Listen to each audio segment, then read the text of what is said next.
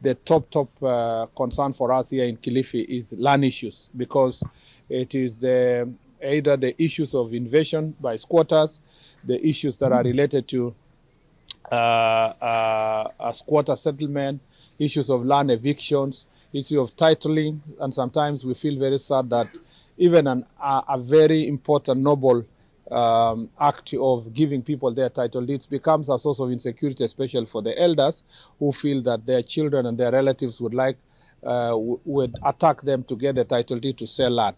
And so we need to create this kind of awareness, and we need to tighten the controls when it comes to land issues, because transfer of land is a legal process that requires a lot of consent along the way. But because there's a collusion, because the buyers and the sellers, we have a problem here. We have a double selling of land here. We have issues that are related to land issues. Here, insecurity is perpetuated by issues concerning land.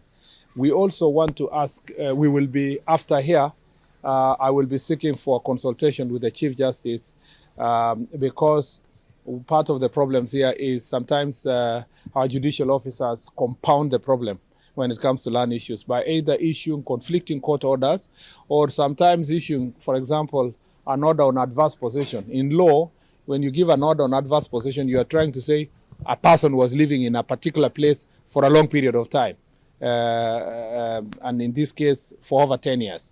But you find one person is issued with adverse possession for 5 parcels. That is unheard of. It is an outright act of corruption. And I'm happy in the past, some judicial officers have been disciplined by causing this confusion.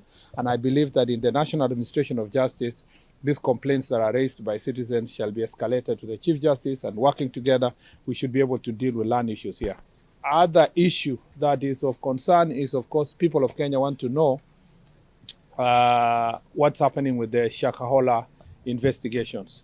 Part of the issues we are trying to do is to make sure that we expedite the investigations. We expedite also the work that is being done by the government chemist in terms of investigations and scientific evidence that is being extracted. But also, we are still appealing to many Kenyans who feel like their loved ones could have been lost, so that they present the samples necessary for us for matching the DNA. But also, we know that the government chemist will need further resources to complete this process. Again, this is a place where we need consultation with the judiciary, so that we know how to secure the site, but at the same time, how to expedite the cases. We would be very happy if the courts can designate maybe 3 months or 6 months at most, expedited hearings, and then we close this matter, so that the families of the deceased and people who are victims can get closure and can get justice. Since we are still seized of this matter in terms of the site, the securing of the site, and so forth, this is an issue that generally is of great concern here. And of course, a cross-cutting issue in coast is the issue of drug abuse. And again, we shall be putting a lot of emphasis to make sure that we tighten our strategies to safeguard our young people and Kenyans of different cadre who are victims of these heinous acts. Let me say this, that government is committed in supporting this Shakahola process. Of course, there's a competition of resources, but if you look at the issues we are facing, it's not just about the money. As I said, it's about cooperation, getting the right samples from different persons. It is also the question of our capabilities, the equipment that we have as a country to be able to do the DNA tests. And I think because technology is evolving and times are changing, we need to invest more in that area. But this is not a cheap investment. So we are putting a lot of effort, but maybe in the next financial year, we need to have a particular budget for closing Shakahola.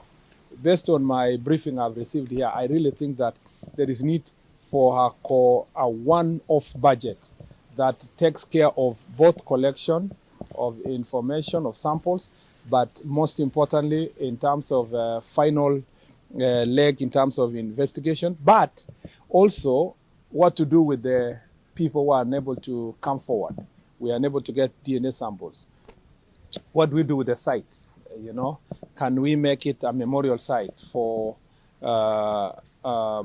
remembrance of these victims of, unfortunately, religious extremism and radicalization, and therefore so that it can become a place where it will remind us about our failures as a society to protect those who are victims of radicalization and religious extremism.